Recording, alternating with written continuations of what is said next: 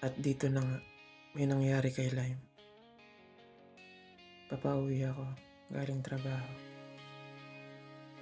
Nagtataka ako kung bakit walang pusa na sumasalubong sa akin.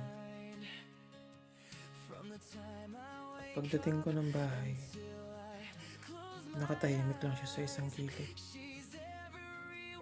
At may napansin din akong dugo dun sa kabilang gilid. Nagtataka ako kung saan galing yun. At nilapitan ko siya. May dugo rin siya sa katawan niya. At may ilang patak ng dugo. Iniisip ko na baka makipag-away lang siya sa ibang mga pusa. Dahil karaniwan naman, ibang mga pusa pagka nakikipag-away ay nasusugatan. Dumudugo rin kasi nagkakagatan.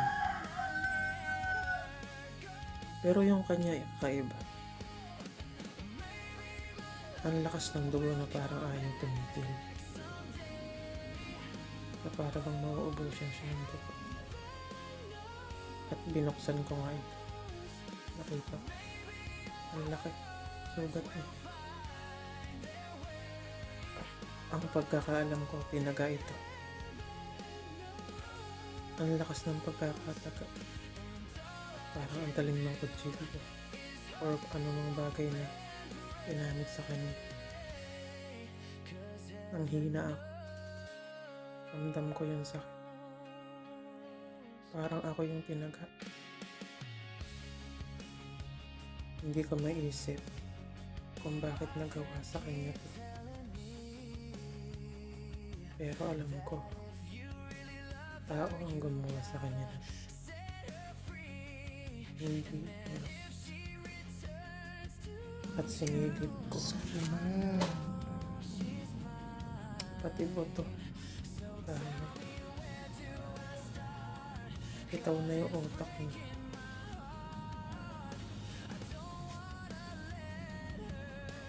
Sinundan ko nga siya. Hirapan siya lumakad. Bago siya. Dahil sa sobrang dami dugo na nawala sa kanya. Grabe. Walang awa.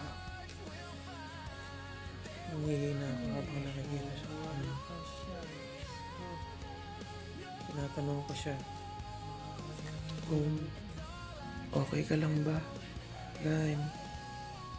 So ano nangyari sa'yo? Kinakausap ko siya. Kung sino yung gumawa sa'yo. Hindi man lang siya naawa sa'yo. Ano bang mabigat na ginawa mo? Bakit ka ganyan? Lime, sana okay ka lang. Lime.